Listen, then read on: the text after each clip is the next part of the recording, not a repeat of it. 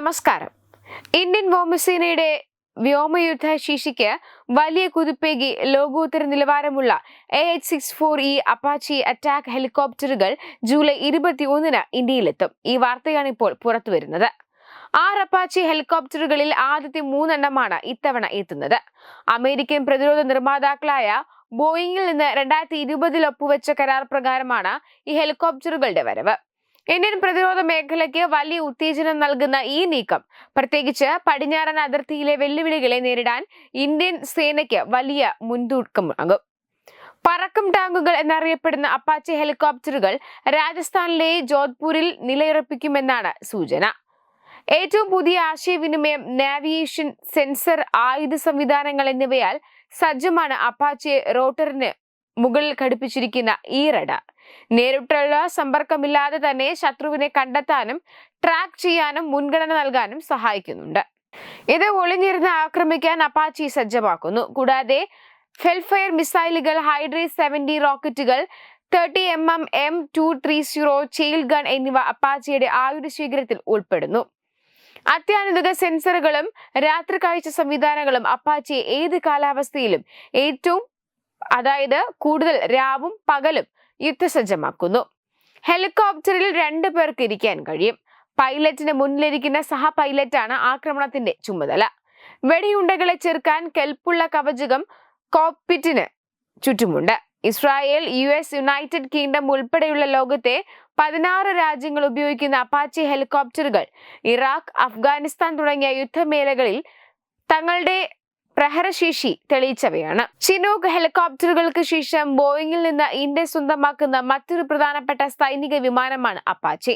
ഇത് ഇന്ത്യൻ പ്രതിരോധ ചരിത്രത്തിൽ ഒരു പുതിയ അധ്യായത്തിന് തുടക്കം കുറിച്ചതിനൊപ്പം രാജ്യത്തിന്റെ സുരക്ഷാ ശേഷി ഗണ്യമായി വർദ്ധിപ്പിക്കുമെന്നും കരുതപ്പെടുന്നു. അതേസമയം വ്യോമസേനയുടെ ഹിൽഡോൺ എയർബേസിൽ എത്തുന്ന അപ്പാച്ചി ആദ്യ ബാച്ചിനെ പാകിസ്ഥാൻ അതിർത്തി പ്രദേശത്ത് വിന്യസിക്കും. ബോസ്പൂരിനടുത്തുള്ള സെറഡ് മേഖലയിലായിരിക്കും അപ്പാച്ചി വിമാനങ്ങളെ വിന്യസിക്കുക. ഉയർന്ന തീവ്രതയോടുകൂടിയ യുദ്ധമേഖലകളിൽ നല്ല വ്യോമ പിന്തുണ നൽകാൻ അപ്പാച്ചികൾക്ക് സാധിക്കും.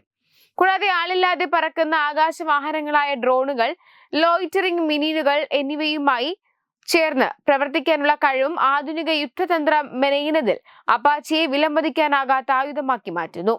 അതിനാൽ ഇന്ത്യയുടെ ഡ്രോൺ ആക്രമണങ്ങൾക്ക് കരുത്തേകാൻ അപ്പാച്ചിക്ക് സാധിക്കുമെന്നത് ശ്രദ്ധേയമാണ്. Web desk Tatwamayi news.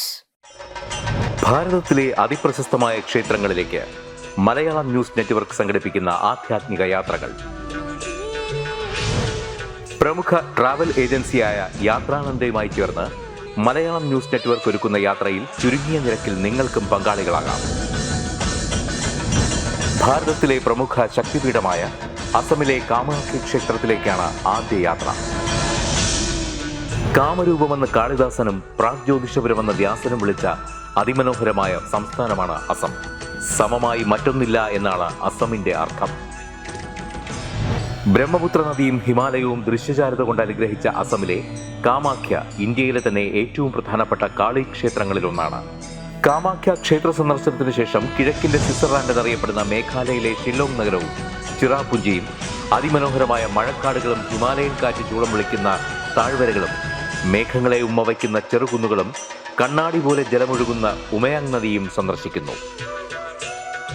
ജീവിതത്തിൽ ഒരിക്കലെങ്കിലും കണ്ടിരിക്കേണ്ട ഈ അത്ഭുത ലോകത്തിലേക്ക് നിങ്ങളെ സ്വാഗതം ചെയ്യുന്നു.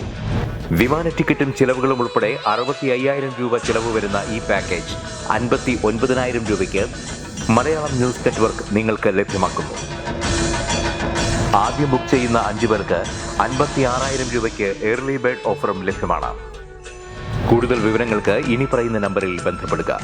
8089001200 അല്ലെങ്കിൽ 7736549234.